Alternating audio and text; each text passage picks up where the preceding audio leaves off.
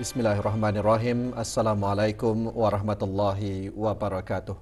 Bersua dalam berita perdana malam ini, saya Razikin Abdullah dan saya Rafizah Haji Mahmud. Berita-berita utama malam ini.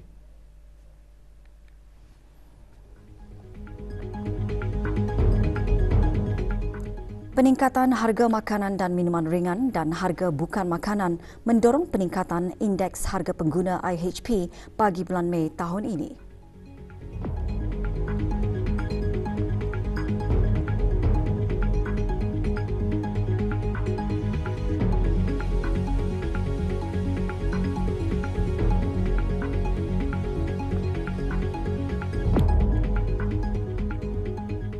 Program menelusuri salasilah Sultan-Sultan Brunei memupuk semangat patriotisme.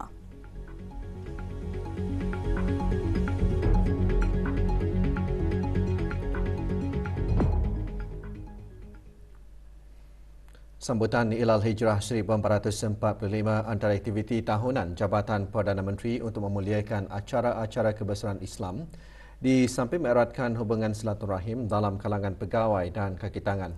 Sambutan diadakan petang tadi di Dewan Bankuet Jabatan Perdana Menteri.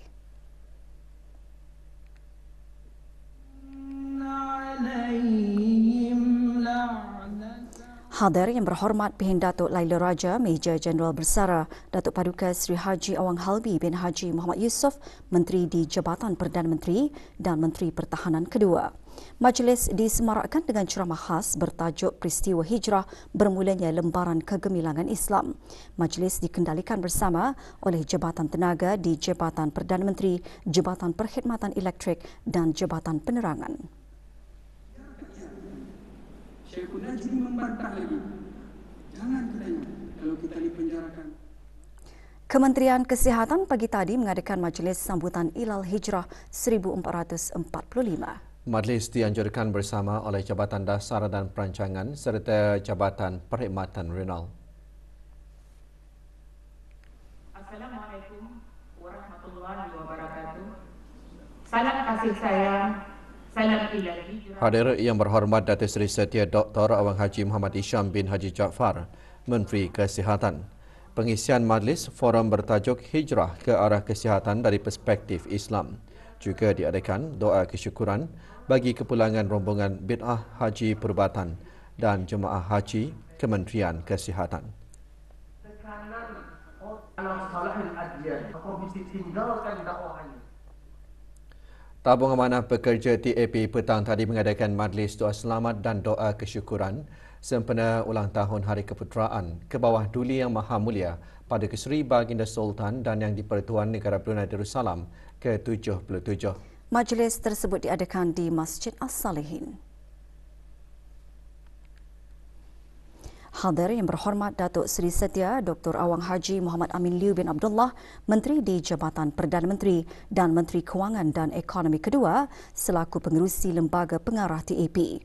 Antara pengisian majlis termasuk sembahyang sunat hajat, bacaan surah Yasin dan sembahyang fardu asar berjemaah.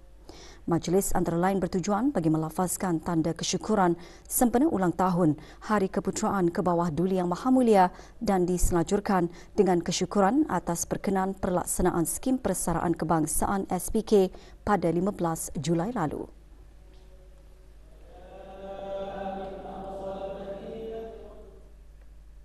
Indeks harga pengguna IHP bagi bulan Mei 2023 menunjukkan sedikit peningkatan bulan ke bulan sebanyak 0.3%. Ini didorong oleh peningkatan harga makanan dan minuman ringan dan harga bukan makanan. Peningkatan bulan ke bulan bagi harga makanan dan minuman ringan disumbangkan oleh sayur-sayuran, ikan, makanan laut dan daging. Sementara peningkatan harga sayur-sayuran disebabkan oleh kenaikan kos baja bagi pengeluaran lada hidup. Peningkatan harga bukan makanan disumbangkan oleh pakaian, kasut, pelbagai barangan dan perkhidmatan, rekreasi dan kebudayaan. Bagi perubahan tahun ke tahun, IHP meningkat 0.8% berbanding bulan Mei 2022. Peningkatan didorong oleh kenaikan harga makanan dan minuman ringan dan bukan makanan. Peningkatan tahun ke tahun bagi harga makanan dan minuman ringan disebabkan oleh kenaikan harga seperti beras, bijirin, ikan, makanan laut dan daging didorong oleh kenaikan harga bahan-bahan mentah dan bekalan yang terhad. Manakala peningkatan harga bukan makanan adalah didorong oleh pakaian, kasut, restoran, hotel, rekreasi dan kebudayaan. Laporan penuh IHP boleh didapati di laman sesawang JPS seperti yang tertera. Pentas perayaan sempena sambutan ulang tahun Hari Keputeraan ke bawah Duli Yang Maha Mulia ke-77 terus dimeriahkan dengan pelbagai persembahan. Perincian mengenainya selepas ini.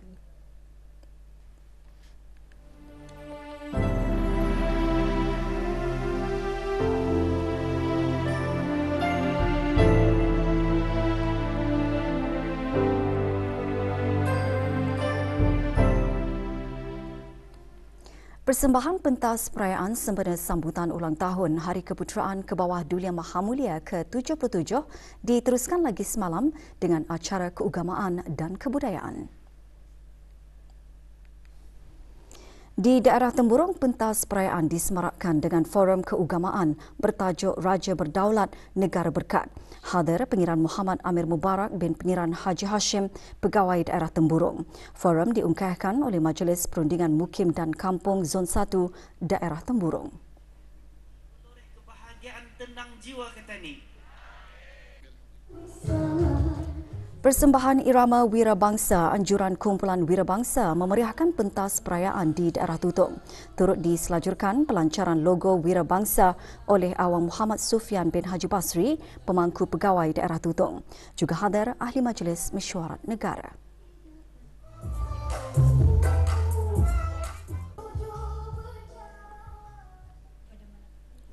Acara pentas di daerah Brunei dan Muara disemarakkan dengan pertandingan tazkirah, persembahan tausyih, hadrah dan sajak.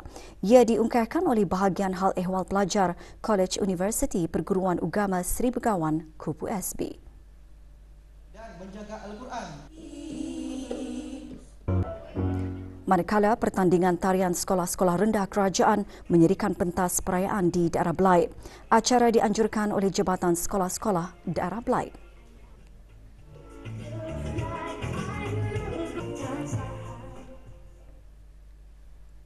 Pelbagai pihak merafakkan sembah ucapan Selamat Hari Keputeraan ke hadapan Majlis ke bawah Duli Yang Maha Mulia, Raja yang dikasihi.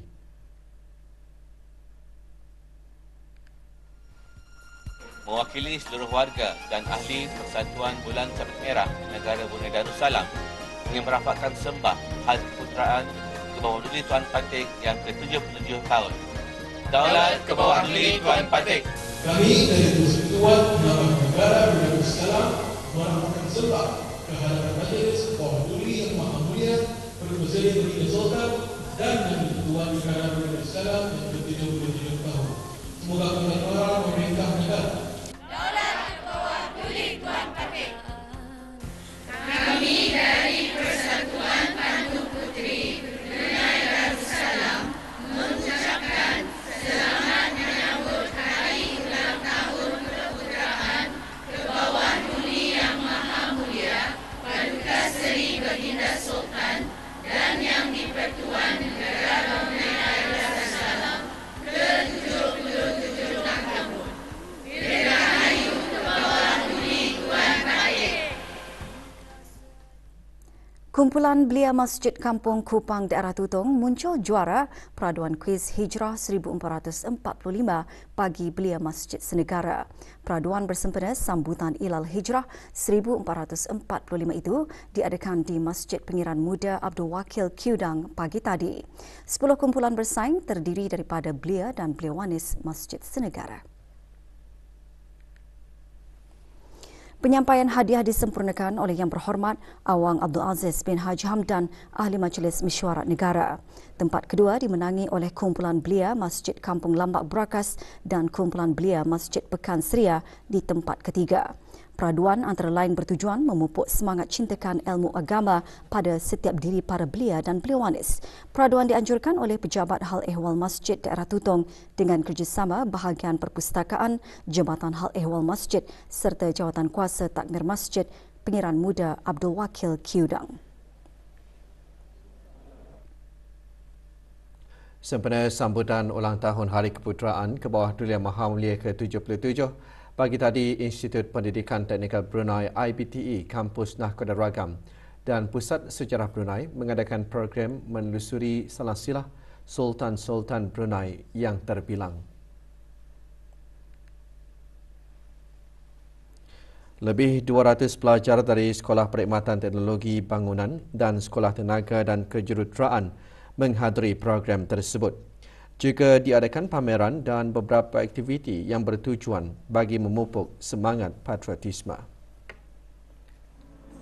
Tujuan program ini diadakan antaranya adalah untuk memberikan kefahaman yang lebih mendalam kepada para pelajar mengenai sejarah Sultan-Sultan Brunei terdahulu. Ianya dapat meningkatkan pengetahuan dan pemahaman pelajar tentang sejarah Sultan Brunei. Mengajar kepada pelajar-pelajar untuk lebih tahu mengenai negara Ketani, latar belakang sultan-sultan yang terdahulu. Pelbagai inisiatif dibuat bagi mendedahkan dan memperkenalkan budaya Brunei kepada kanak-kanak dalam memberikan pengalaman belajar yang lebih praktikal dan menyeronokkan melalui demonstrasi permainan tradisi dan cara memasak makanan tradisi Brunei. Pagi tadi lebih 460 murid dari Taman Asuhan Kanak-Kanak Yayasan Sultan Haji Hassanal Bolkiah, TASKA, menyertai Hari Kebudayaan Brunei. Bertemakan kebudayaan Brunei, beberapa aktiviti telah diadakan, antaranya nyanyian lagu nasyid bulan-bulan hijrah, memperkenalkan baju beragam, pameran dan tunjuk cara permainan tradisi Brunei. Aktiviti berlangsung di Taman Asuhan Kanak-Kanak Yayasan Sultan Haji Hassanal Bolkiah.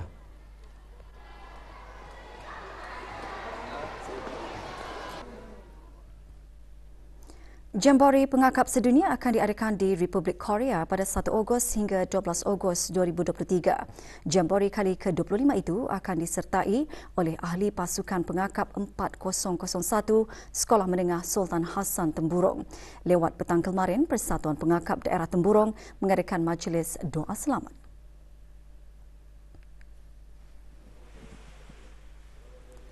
Majlis diteruskan dengan penyampaian sumbangan kepada 3 ahli pasukan pengakap 4001 yang disempurnakan oleh Awang Haji Ayub bin Haji Jamahat, pengerusi Majlis Persatuan Pengakap Daerah Temburong. Jambore Pengakap Sedunia diadakan setiap 4 tahun oleh Pertubuhan Pergerakan Pengakap Sedunia dan diharap dapat memupuk persaudaraan wakil pengakap dari seluruh dunia.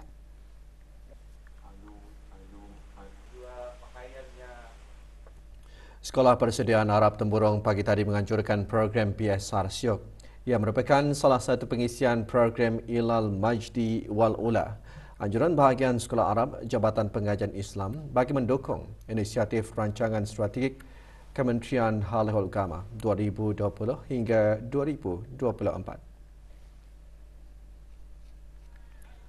36 pelajar sanah 6 dari persekolahan Arab seluruh negara menyertai program tersebut, termasuk para pelajar dari Sekolah Rendah Sultan Hashim Batu Apoy selaku sekolah jemputan. Bertemakan Football League Edition, ia merupakan salah satu usaha pihak sekolah dalam mempelbagaikan kaedah pembelajaran melalui permainan, di samping memupuk semangat kerjasama dan berdaya saing secara sihat dalam kalangan pelajar.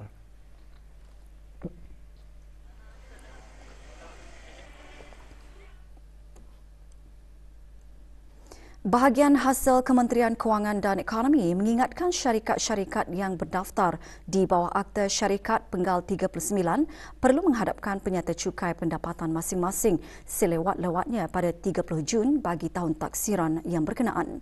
Peringatan tersebut dibuat berikutan 4 buah syarikat tempatan gagal mematuhi Seksyen 52/1 Akta Cukai Pendapatan Penggal 35.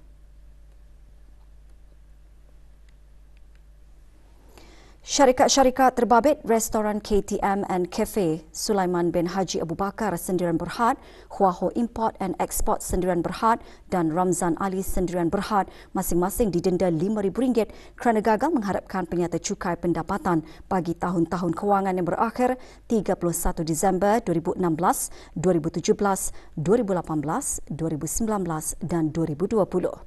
Manakala Mums Bakery and Cake House Sendirian Berhad didenda RM1,500 kerana gagal mengharapkan penyata cukai pendapatan bagi tahun kewangan yang berakhir 31 Disember 2020. Seorang pekerja asing warga negara Bangladesh dipercayai lari daripada majikan.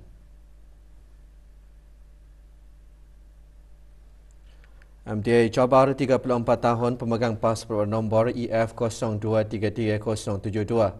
Sebarang maklumat mengenainya hubungi Balai Polis Sengkurung di talian 266-1334 atau talian Kecemasan Polis 993 atau balai-balai polis yang berdekatan. Acara Sukan Universiti Dunia 2023. Persekutuan Sukan Universiti Antarabangsa FISU membuka tirai semalam di Chengdu, bandar wilayah Sichuan, Barat Daya China. Edisi musim panas ke-31 ini berlangsung sehingga 8 Ogos depan. Diadakan setiap 2 tahun sekali, tamasya sukan antarabangsa itu disertai lebih dari 10,000 atlet pelajar dari lebih 150 buah negara termasuk atlet pelajar negara.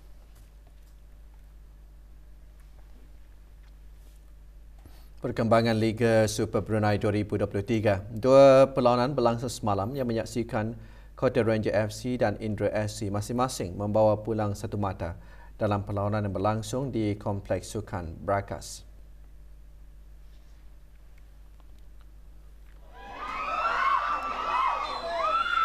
Dalam perlawanan ini, Kota Ranger FC terikat satu sama dengan Indra SC.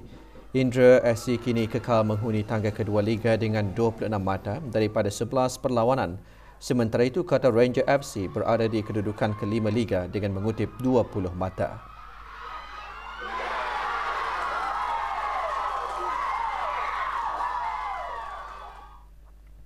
Sementara itu, di padang BSRC Kuala Belait pula menyaksikan BSRC FC berjaya kutip 3 mata penuh selepas mendudukkan Rimba Star FC 1-0.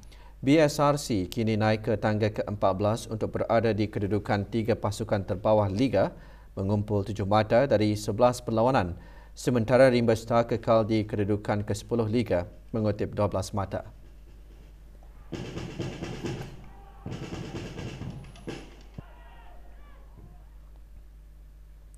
Lim Kok Sheng bakal berdepan Fauzi Zaini sementara Boon Shin Ong bakal menentang Haji Saiful Rizal Ali Durrani. Kesaingan peringkat separuh akhir kategori terbuka lelaki di kejohanan squash sempena Hari Keputeraan.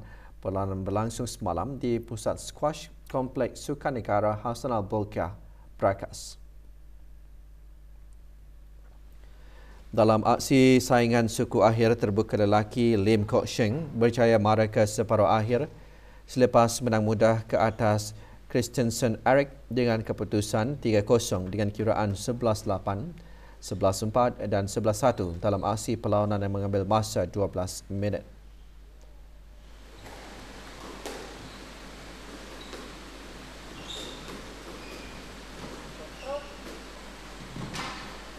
Juga meneruskan saingan ke separuh akhir Fauzi Zaini yang juga lakar kemenangan selepas menundukkan Haji Sofri Hamid dengan keputusan 3-0, 11-5, 11-6 dan 11-4.